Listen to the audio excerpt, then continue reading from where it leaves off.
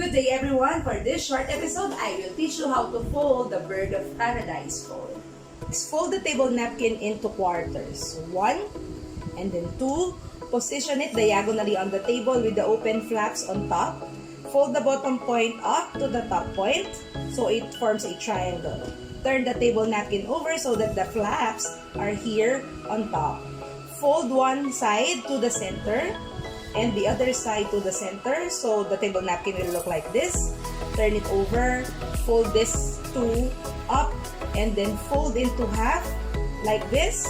Hold at the bottom edge and then open the flaps, release the flaps like this to form the bird of paradise.